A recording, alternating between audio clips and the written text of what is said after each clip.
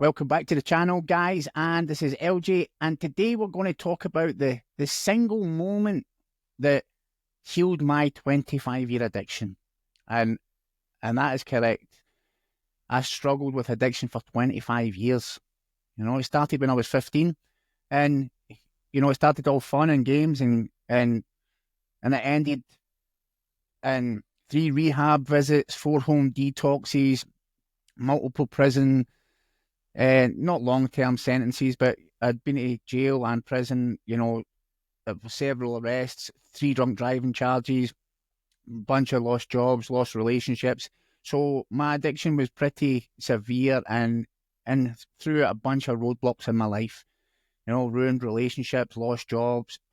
But through it all, I still managed a level of success, and because I was a functioning alcoholic. And alcohol was my main drug of choice, but there was cocaine. Painkillers were a massive part of it because I was partially paralyzed when I was about 20, I think it was 27, 28, and I was on painkillers after that, and that kind of took me down a different road that I didn't know you could get addicted to painkillers. Shows you how naive I was. But yeah, alcohol played a massive role in my life, and drugs did as well. I'm not going to, they were a huge part of it. The only one I didn't really do was probably heroin. I think like a lot of these new ones I don't know about, ketamine and stuff like that, but it was like speed, ecstasy, acid, mushrooms, cannabis, weed, alcohol, like the whole host, and they really caused a lot of issues in my life. And for a long time I was in denial. I moved to America when I was 20. Went to university over there, and it was cool to be partying, drinking a lot. That was seen as a cool thing. But as you get a bit older and your life starts crumbling, and you're not doing it, and you're still continuing to do it regardless of all the negative consequences, then you've got an issue. And for me, I didn't admit it until I was probably 30, and everybody else could see it. Now as I said, I've done everything. I've done everything to try stop drinking. Rehabs, home detoxes, counselling, therapy, AA meetings, CA meetings, medication. I tried everything, and I had every reason to stop. I have a beautiful wife and 2 amazing children. So when people tell you, oh, you should do it for the kids and you should do it for your wife, they don't know what they're talking about. Because for me, I love my family so deeply. My mum, my dad, my stepdad, my stepmom. I have so many people in my life that I love and I wanted to stop for, but there was just so much, dis-ease inside me. I was uncomfortable in my own skin. That at the beginning, it gave me the confidence that I needed to do the things I wanted to do when I was a teenager. And it all started great, but as I said, it snowballed into horrific consequences, and I still couldn't stop. And that's when I knew that I had an issue, because I couldn't stop. And I thought when I got married, I would be able to stop. When my first daughter was born, I was able to stop. When my son was born, and I never. And it wasn't that I didn't try. I just kept relapsing, and I would get some sobriety. But anyway, I'm 46 now. I've been sober for nearly 6 years, and there was a moment in my life which totally transformed my whole life in many different ways. Now, to paint a picture, when it comes to talking about spirituality is something that gets bandied about quite a lot. For me, spirituality is building the relationship with yourself. And, I didn't believe in God. I didn't believe in a higher power. I didn't believe in psychics, mediums, all of this stuff. I didn't believe in any of it. I thought they were all charlatans, and just, I didn't believe in the spiritual realm. Okay, so that meant the universe or God, or there is something greater than us, had to show me in a different way. And believe you me, I was shown in a different way. Okay, so to paint a picture, I lost my best friend when he was 30 to addiction. I lost my brother. He was 25, 25, I think 26, when he lost his life to addiction. So I had massive loss in my life, but yeah, I still couldn't stop. So this was in 2019. Okay, I'd been in rehab in 2018. I came out, I relapsed, falling down the same road again. I hated myself. I hated who I'd become. I was embarrassed. I was ashamed. But yeah, I still couldn't stop. I was trying everything in my power to try and stop, and I couldn't. It was just, I had so much hurt and so much pain and so much low self-esteem, self-worth that I couldn't. It was where I got my only. So see, alcohol and drugs aren't the issue. They're just a band-aid, a solution for a deeper problem. But I didn't know that at the point. I thought it was me. I thought I was the bad one. I thought I was the one who was ruining people's lives. And yes, there's a huge responsibility on me. But anyway, so God or the universe or whoever decided to intervene and give me a kind of a reality check, because I didn't listen to all the lessons before: prison, arrests, losing jobs, relationships, money, bankruptcy. I didn't listen to any of that. So he said, I'm going to have to give you a bit of a wake-up call and snap you out of this. So it was a Sunday, and we were in lockdown at this point, and I had, up until that point, I was still drinking, I was smoking weed every single day. But when lockdown kicked in, I thought it was a time for me to be able to try and, get my shit together, basically. So my friend had recommended Audible, so I started downloading some books. I downloaded one called The Monk Who Sold His Ferrari. I loved it. I was like, wow. It was my first real self-help book, personal development book. And then once I went through that, I was like, oh, I need another one. So I got the 5 a.m. Club. Now, the 5 a.m. Club basically changed it was a huge part in changing the trajectory of my life, because in the 5 a.m. Club, it recommends you get up early and you do a routine, which was 20 minutes exercise, 20 minutes meditation, and 20 minutes listening to a self-help book or something to inject some positivity into your mind, or journaling. So I said, you know what I'm going to do? I'm going to do 20 minutes exercise, 20 minutes meditation, and 20 minutes listening to a personal development book. So this was my first real attempt at meditating. I tried it in the past, but it wasn't a proper attempt. This was my first attempt. So I started on this journey, and I started meditating, and I started to notice after a short period of time, things were starting to shift. So I started to meditate in the evening as well. I would, at night time, as the sun was going down, I would be out in the garden meditating as the sun was going down. And in the morning, when I would do my jog, I would run up to the cliffs where I lived, and over the ocean is beautiful. And as the sun was kind of coming up, I'd meditate in the morning. So I started to notice this shift in me. Something was I was still using, but I wasn't using as much. So I was starting to kind of be able to sit with myself for a little bit. And it was this Sunday. Now, we were in lockdown. We weren't allowed to use the gyms, but I've always kind of still tried to maintain some presence in the gym.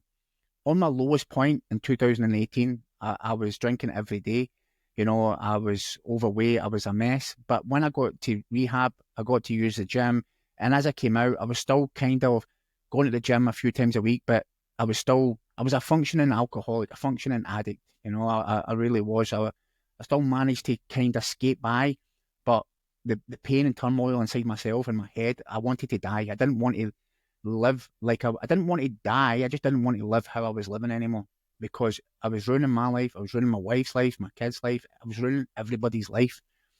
So this Sunday, and I was thinking about my brother, and I was thinking I've let him down. I never helped him enough. And so I phoned my mum. Now, my mum's not his mum. He was my parents divorced, so my dad had another son with my stepmom. So I phoned her and I said, I feel real guilty thinking about Scott. And she said, son, listen, you can't change what's happened. And, you weren't responsible for that.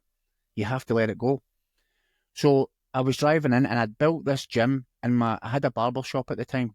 And this is the thing, from the outside, looked like my life was great. I had my own business, successful business, beautiful family, looked like things were great. But inside, I was in pieces. I was wrecked, and I was like, I should be happy. I should be content. I should be grateful. I should be sober, but I wasn't. I was destroyed. I was in pain all the time, like mentally, emotionally, and I felt like a shell of a man. But I'd built this gym, like a DIY gym, in the back of my shop. So this Sunday, I speak to my mum. I'm driving in, and I get to the gym and stick on my usual playlist, which was rap music at the time. And there was this thought in my head, nah, not today. this is not the music we listen to today. So I said, right, okay. So I picked a random playlist, and it was a rock playlist.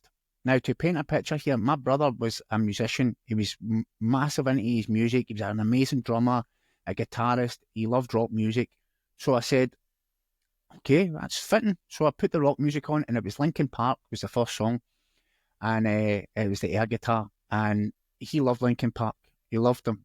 Okay, so I was playing the air guitar just before I was kind of doing my warm up. And then I always had a notebook where I would write me like notes or quotes or something like that. And I wrote, I'm going to learn to play the guitar. Love and for you, love and miss you, bro. And when I wrote that message, this wave of like energy, emotion came right through my whole body, and it just overtook my body, and I just burst into tears. Now this wasn't like crying upset tears. This was something that I'd never experienced in my life, and it just overcame me. So I was like, and I knew that this wasn't normal. This wasn't something that I've ever experienced before. So, but I was just trying to kind of like continue with my warm up. So the next song that came on was Papa Roach, Last Resort, and Papa Roach was the last band my brother went to see live. And in the song, he says, I'm crying, and at this point I'm crying. Okay, and then there was another like 4 or 5 songs, and every song I was still crying. I couldn't stop crying, and this like energy and feeling, it was like running through me, and it was magical because it wasn't a sadness. It was like I had been overtaken with this energy, and every song that came on, it was like there was a subliminal message to me, and I do believe that now I believe in something greater than myself, but at this point I didn't believe any of this, and then I was like, is Scott trying to talk to me? And I was all these scenarios going through my head, and I was like, am I going crazy? So this lasted for I don't even know the exact amount of time because it was a number of songs on the playlist. But at one point, I realised, because I had big windows, I said, I better move myself from the front, like, because the gym was at the back, but where I was, this was all happening because I had the rubber band doing my stretches before I went and lifted the weights at the back. And I was like, I better go to the back. So, and I'm still trying to wrap my head of what's going on. So as I get up to the top of the gym, and I just collapsed on my knees. Now, as I said, I didn't believe in God or spirituality or anything like that. And as I collapsed onto my knees, I just remember this voice coming in and saying, everything's going to be all right. Your life is going to be all right. You are going to be all right. And I was like, who is that? And I just dropped to my knees, and I was just saying, thank you, God. Thank you, God. And as I was saying that, I had these visual flashes.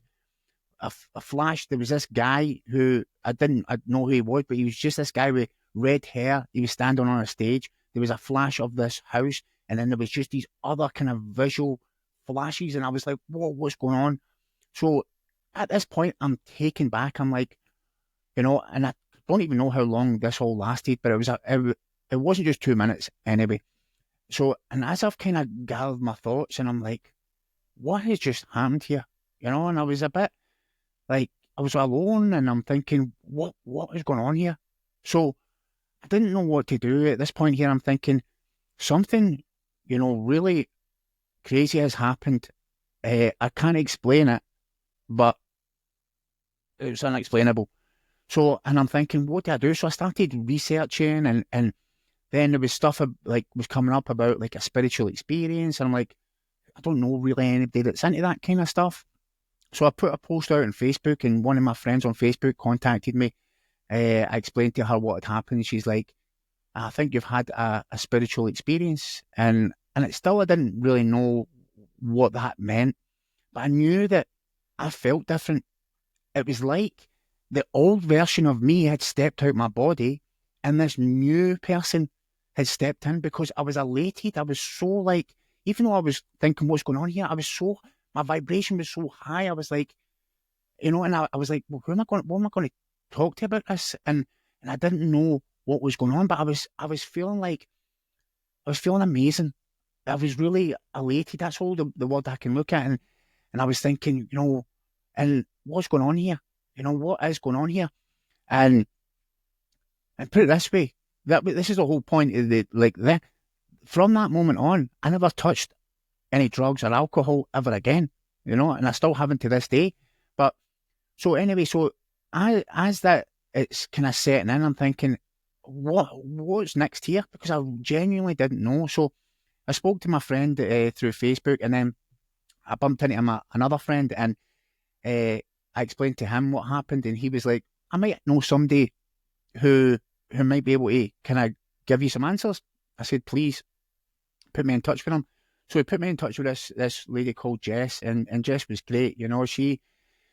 She jumped on a call with me, and I explained, and she was kind of into the spiritual side of things, and she's a successful businesswoman, but she makes everything work, and she's a coach, and so she kind of listened to what I said, and she's like, she says, listen, even though I'm living a spiritual life, I don't quite know exactly what's went on, but it sounds to me like you have had this like spiritual awakening or experience.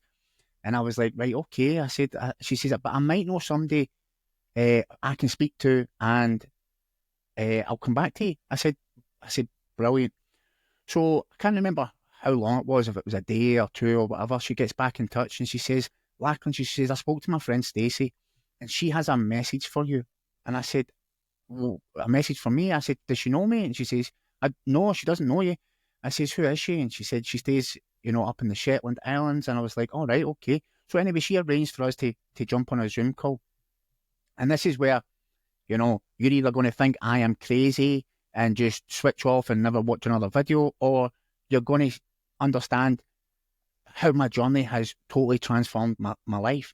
So I jump on this Zoom call, and obviously, we don't know each other. It's a bit awkward at first, but I've explained to her what's happened, and she tells me that, she's recently just, discovered like gifts that she has. It's all a bit new to her, and she's finding it overwhelming. So both of us were on this kind of similar timeline kind of thing.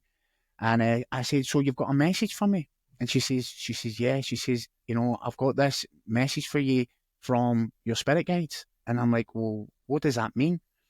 And she's like, it's hard to explain. She's like, you've got spirit guides, you've got archangels, and the Archangel Michael has got a message for you. And I'm like, right, this is sounding a bit crazy to me at this point. So I said, so what do we do? And she says, no, you just sit there, imagine yourself in a glass pyramid. And I said, right, okay. And so I do that, and then she starts, her voice changes, and she starts talking, and it's, it's hard to describe, but it wasn't her that was talking. It was like her body she became a channel for something greater, right? And so Archangel Michael comes through, and I wish I would have recorded the video for it, because I don't remember everything, but it was basically the gist of the message was, everything that is like Lachlan, everything that you've been through has been for a reason. Okay, that's what it was. It said, everything that everything you've experienced has been for a reason. Is to prepare you for what's to come. And it was like basically telling me that I am here for a specific reason. I am here for a purpose. And, that everything up until this moment was preparation. I had to go through all these trials, and I had to learn these lessons to get to this point. So if it wasn't for this, because at the end of it, it gave me an activation. Now, would I have believed that this was Archangel Michael if I never received this activation? I don't really know, because at the end, it gave me this activation, and again, my body just went crazy. It was like energy, and I had this feeling of love. It was like surreal. And again, the tears came. And then I spoke to her, and I was like, Stacey, what was that? And she said, that was Archangel Michael channeling through me, giving you a message. And so that was my kind of introduction to spirituality. Now, I've had more experiences since then, and I'll go deeper as I go on, because as I said, I'm going to share my journey authentically. I've got nothing to hide, because my aim is to raise awareness for a number of things like spirituality, addiction, to help people because I would never have discussed this 5-6 years ago, because I would have been scared that people would have judged me or think I was lying or criticising me. So I know that there's other people out there, men, women, whoever, who are maybe going through something like this and they're too scared to talk about it because, or they think that they're going crazy. Because see, for a long time, I thought I was going crazy. But I just need to look back at my life. Since that moment, I've never drank alcohol or took a drug. My life has, you know, I have improved my life 10 times over. And I'm not just talking about financially because that is not a part where I'm still working on that, but I'm talking about my relationships, how I feel about myself. I can go anywhere now, parties, whatever. I don't even think about alcohol. I don't even want to drink it. It's not something that ever enters my mind. And I don't do meetings. I don't do therapy. I don't do anything. Meditation is my daily practice. The meditation, the gym, I eat clean. I show love to myself because love is a verb. It's a doing word. And I love myself, not in an egotistical way, because I know I've got plenty of flaws. But you know what? I'm cool with all of them. That's why I come on here and I just want to be authentically me, because then that'll encourage someone else that it's okay for them to be authentically them, because we are all here for some type of reason. And my journey right now is trying to uncover that. And I've had a crazy 5, 6 years, which this channel I'll go into it all, and I'll even talk about my past stuff, and just to try and build a community so that you can get to know me, you can trust me, you can see that, I'm just being a regular guy sharing to the world in the hope that whatever I say will touch somebody else, will inspire them to be authentically them. Okay, because it's been an up and down journey. I'm not going to lie. It's not been like easy.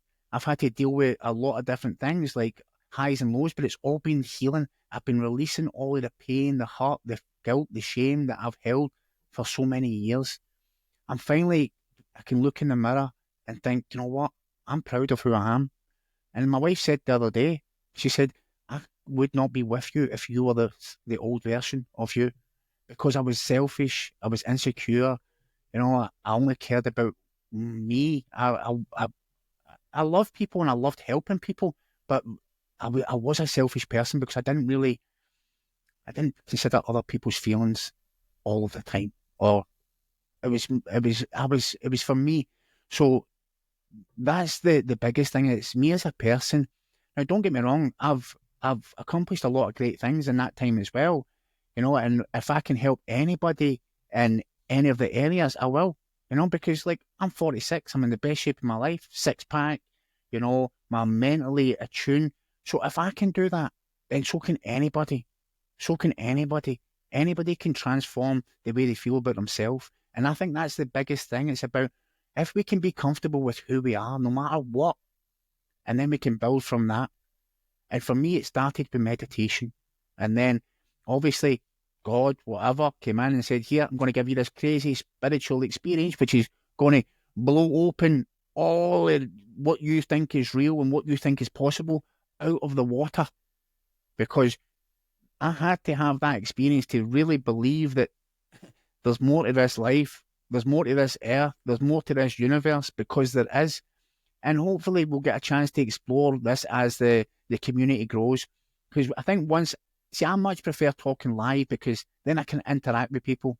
This whole talking to a camera, it can be weird at times, but once I get to, I think it's 50 subscribers, I can do lives, and then I'll jump on live and I'll answer questions, we'll talk, we'll communicate, maybe even do some Zoom sessions. I really want to build a community of people who want to improve their life physically, mentally, spiritually, emotionally, who want to, raise their vibration, just tune into the right frequency, be family people, and that's my biggest dream is to build a community, and then I want to travel the world talking on stage. So I have all these big dreams that I'm still chasing, but I'm not there yet. So I want other people to come on this journey with me so we can build each other up, so we can support each other. Because there's no use doing all this when you've got nobody to share it with. This is, I think we need to all come together. And that's what the thing is. Like, we've been living in separation for so long.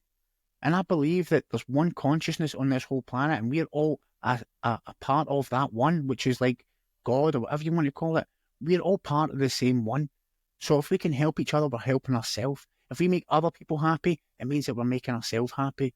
And it's the same goes, if you judge other people, you're judging yourself. Okay, so let's spread love, compassion, be kind, and, let's support each other. And if you've watched this far, hopefully I've, spoke about things that you're interested in. Drop a wee like, or even give me a comment because I know that helps the algorithm. I'm still learning all this YouTube stuff. I've watched millions of YouTube videos, but it changes all the time. So if anybody can give me any insight, I'm all ears. But listen, thanks for listening for 25 minutes. I can't believe it's been that long. But listen, much love to you, and I'll see you on the next one.